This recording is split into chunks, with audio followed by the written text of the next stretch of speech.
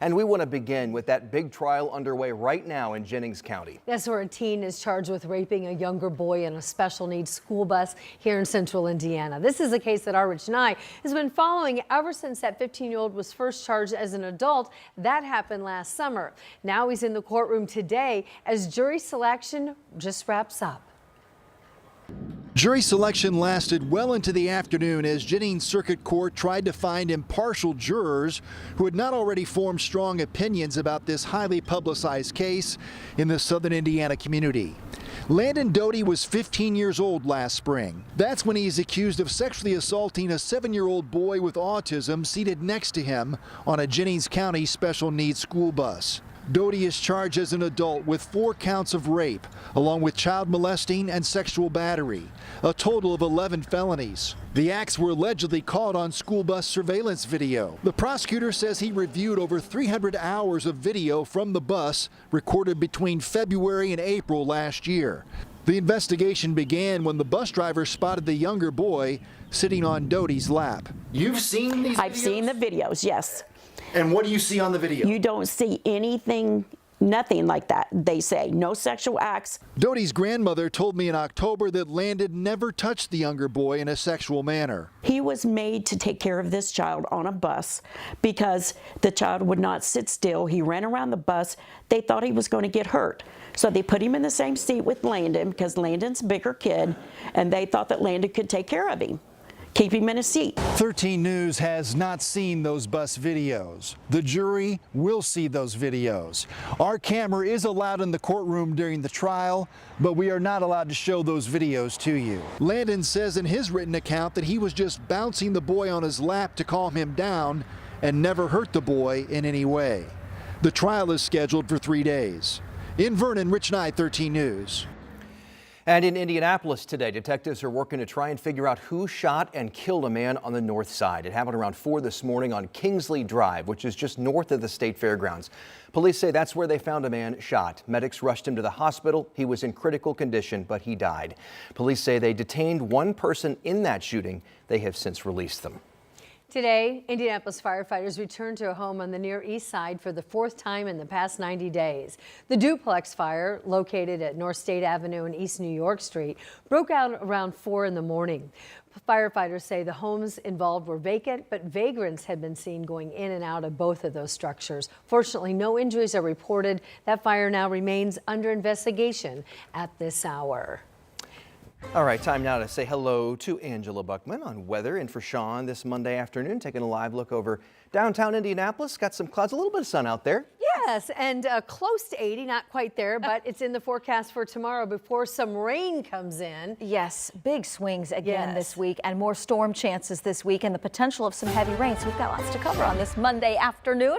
We'll take you outside across central Indiana, nice and green at the Country Club of Indianapolis. Some sun, some clouds, a little more in the way of cloud cover, Bunker Hill and Morris Reservoir, but you can see some blue sky over Bainbridge at this hour. We bring you downtown Indianapolis where temperatures are somewhere between 75 and 78 for most of us. We're at 75 in Indianapolis and Kokomo, Muncie as well, 78 degrees in Terre Haute. The other part of the weather story today, in addition to the warmth, those gusty winds. They've been gusting over 30 miles per hour most of the afternoon, and it's going to stay warm and it's going to stay windy over the next 24 hours. You can see the cloud cover, but not much in the way of rain across central Indiana. We do expect that to start to change, especially around this time tomorrow. Tomorrow morning, a mild start. We're going to be in the 60s early tomorrow. Nothing weather-wise to slow you down out the door on a Tuesday, but throw the umbrella in. We've got some scattered storms on the way for tomorrow afternoon and tomorrow evening.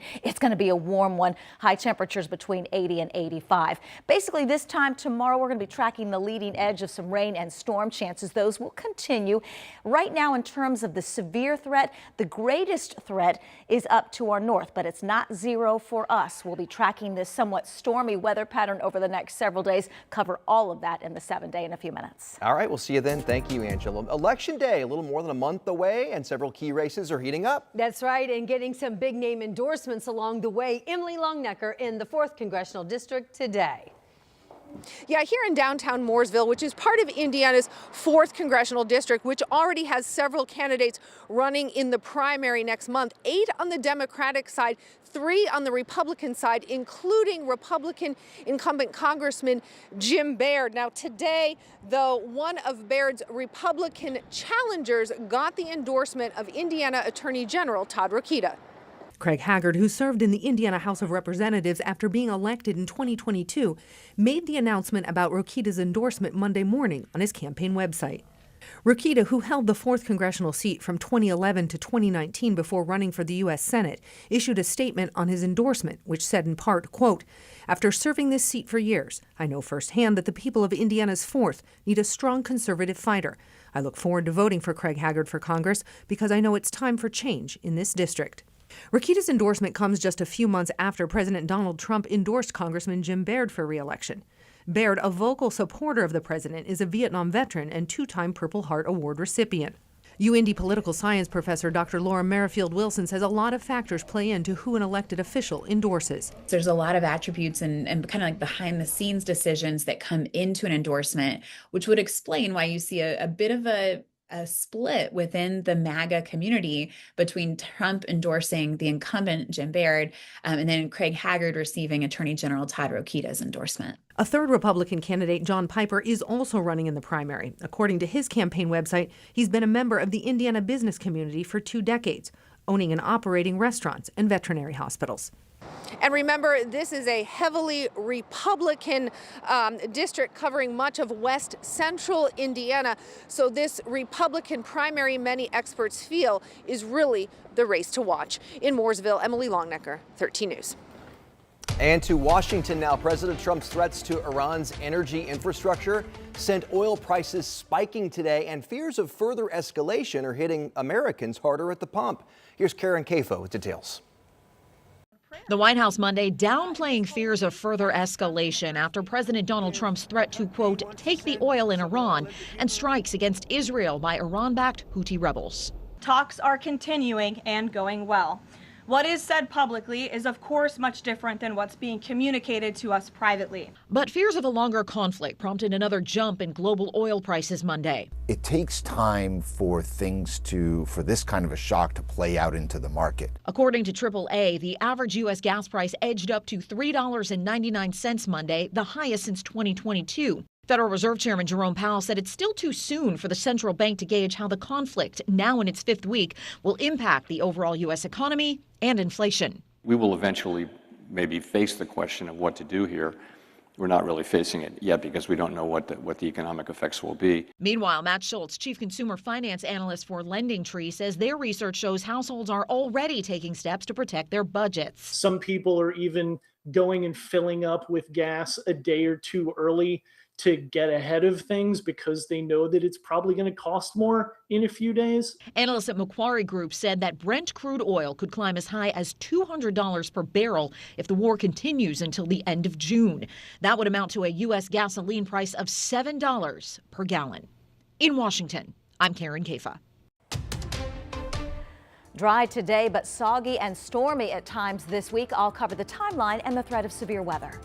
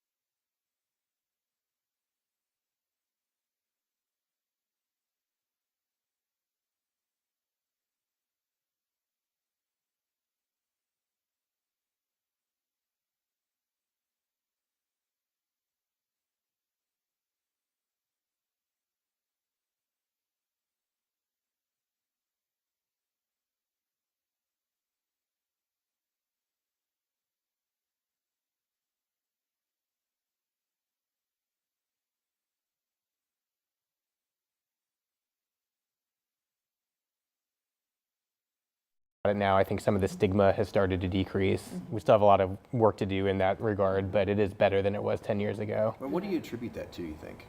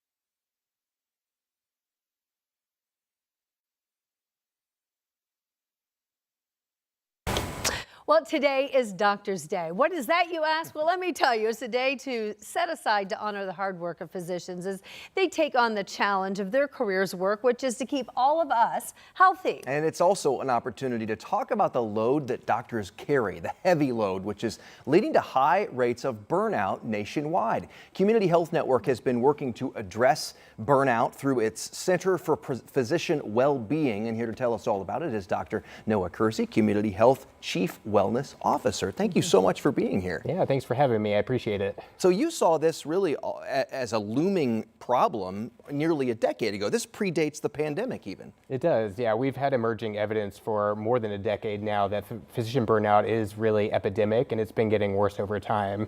And fortunately, we had at Community Health Network, some of our senior physician leaders went to one of the first American conferences on physician health, and they learned about some of that research and how it impacts not only the physicians, but our patients. And they took the initiative to develop the center in 2017, well before the pandemic. And what are the key factors that lead to burnout, and then what are the consequences of it? Yeah, so it is multifactorial. There are a lot of things that contributed to it, but I think it really boils down to physicians went into medicine because they really want to take care of patients. And nowadays, medicine is a lot different than it used to be. There are a lot of competing factors, pressures that take away from our ability just to sit and talk with patients and help them. We've got, paperwork that we got to do, charting, patient portal messages have become a thing. So lots of things that distract from the care of medicine. And the consequences of it for physicians, there's higher rates of substance use, depression, mental health issues, suicide. But for patients as well, we know that physicians make more mistakes. There's lower patient quality care and lower patient satisfaction when physicians are burned out. So what does this look like tangibly? What does this center look like? What is the program to help doctor well-being? Yeah, so it's a small group. There's 5 of us total, 2 physicians, 2 advanced practice providers, and we've got a manager over the center. And basically, we really focus on how do we improve the culture at our health network at Community, and how do we improve some of the workplace efficiency, some of those administrative burdens.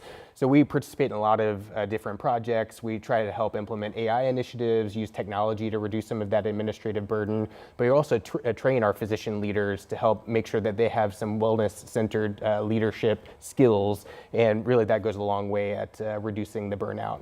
I can imagine as a health system, you want to recruit and you want to retain the highest level healthcare providers. And when there is burnout, which leads to turnover, that costs time and money. It does, absolutely. Yeah, we know from the American Medical Association, it costs about $500,000 to $1 million to replace a physician. So it makes a lot of sense to keep people well so that you don't have those turnover costs. So it's not only good for the network, but good for physicians themselves and for patients. And this is personal for you. You were telling us that this is something that you have dealt with earlier in your career. Absolutely. During residency, I struggled with burnout towards the end, and it took me a year to recover from that. And so having lived through it myself is really what inspired me to become the Chief Wellness Officer and help other physicians to try to avoid that path. Yeah, and the culture change for the medical community is really essential, don't you think? Because it's like you've got the more senior doctors saying, well, that's what I did. That's where I slept at the hospital. I took all those calls. Now it's your turn. Absolutely. And at some point, someone has to stop in and say, enough. Let's do it the right way. Absolutely. Yeah, that is a big factor. I mean, medical training, that is a big piece of it. So fortunately, the culture is starting to shift. I think the training is improving, and the way that we look at our physicians has shifted over time. We're starting to see some of the reducing stigma around it, just because we have the evidence now that shows the impacts of physician burnout and the fact that it is a problem. And as you were saying, this is about you, about physicians, about the staff, but at the end of the day, it's also about patient safety and patient care. Absolutely, and that's the most important thing. At Community, we say patients first, and taking care of our physicians is part of that. You can't put patients first if the physicians are drowning. Yeah. Got to put your oxygen mask on before you can help anybody else. Absolutely. That's right. Well, and thanks so much to you for creating an environment where doctors feel like they can safely say, I'm not doing well. I need help, without the consequences being perhaps the loss of their career. Yeah, that's been a very important thing. We've got resources for physicians that are free and confidential, for coaching, counseling, all of that, so that it's really easy to access those things and ask for help when you need it. All right, Dr. Noah Kersey, thank you so much for all that you do, and we hope to see you again next time. Thank you very much. Appreciate it. Oh, it's a warm start to the week. Windy, too. Temperatures right now in the middle and upper 70s. We have some clouds and 75, but check out that wind. South-southwest at 25, gusting to 32 miles per hour. We're at 75 in Indianapolis, but 77 degrees in Bedford. We have 78 in Terre Haute. These numbers are going to be a few degrees higher tomorrow. That will put most of us between 80 and 85. Satellite shows us the cloud cover we've been dealing with off and on, but no rain to show you on radar. However, I do want to show you one computer model data output that has the potential of 2 to 4 inches of rain, especially across the northern and western sections of the state between now and late Saturday night into early Sunday. We are going to be tracking an active weather pattern. More temperature swings this week, daily rain and storm chances. Heavy rain, as I showed you, is also possible. No heavy rain tonight. In fact, we're not expecting rain at all. Temperatures overnight very mild in the 60s. A low, if you want to call it that, of 62 in Indianapolis. I throw the umbrella in. You're going to need it off and on. No all-day rains in our 7-day forecast, but that daily rain and storm chance is in the forecast. 62 at 7 a.m. Warm, windy. We're at 73 midday tomorrow, and high temperatures between 80 and 85 degrees. It's going to be unseasonably warm on Tuesday. There's the 75 in Kokomo, the 80 in Indianapolis, an 82 in Seymour. Cooler air starts to push its way south, and you can see the separation of air masses, cooler north, warmer south, and it's along that boundary that we're going to continue to find rain and storm chances. In terms of the threat of severe weather, we are under a low threat for central Indiana, the northern sections of our area. Once you get into the South Bend, Elkhart, Fort Wayne area, that increases to a level 2 threat. Really, at any point tomorrow, chance for some scattered showers and a couple of thunderstorms. We'll be keeping you updated on that Tuesday night into early Wednesday as well. This is Wednesday at 7 a.m. Wednesday, there will be some scattered showers and storms around. I also think we get some dry time from time to time. So best advice is to check the radar before you make those outdoor plans, before and during, and be prepared to have a backup plan for those outdoor activities.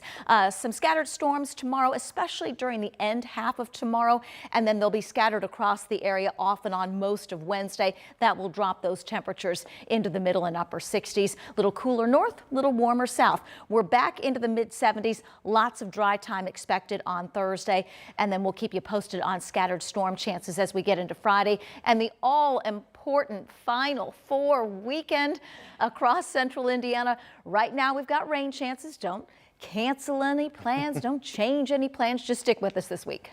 All right, Angela, thank you. Eli Lilly is announcing that they could soon start making and selling drugs discovered by AI. Yes, so Eli Lilly, headquartered here in Indianapolis, is the maker of popular GLP-1 drugs. We're talking Zepbound and Mounjaro. Many people using them for weight loss, others for diabetes care. Now they say they're partnering with InSilico to utilize its artificial intelligence model that's called Pharma.ai. The model will help discover oral drugs. Lilly is expected to pay InSilico $150 $15 million. This week on Parent Squad, Felicia is talking about Easter. We are in Holy Week, approaching Easter, and as the holiday quickly approaches, it's time to start thinking about those baskets for the kids. But it's not always about loading it up with sugary candies. Felicia talked about all that with Riley dietitian Taylor Parrish. Take a look here. So making an Easter basket can be really fun. It doesn't have to be anything elaborate, but I like to think of, when we celebrate the holidays, it's not just food, right? So the other way I lean into that is in the Easter basket. So for example, if we don't want them to have sugar sweetened beverages or the candy or just candies, with other things in it, I do things like straws. So fun straws to encourage them to drink, let's say water, if that's a goal of ours, versus just putting in a juice box. All right, so you can get other great ideas for your baskets and even elevate your presentation for Easter gatherings. You can learn more on tomorrow's new episode of Parent Squad. It debuts at 9 a.m. on WTHR Plus. Check out past episodes on demand while you're there.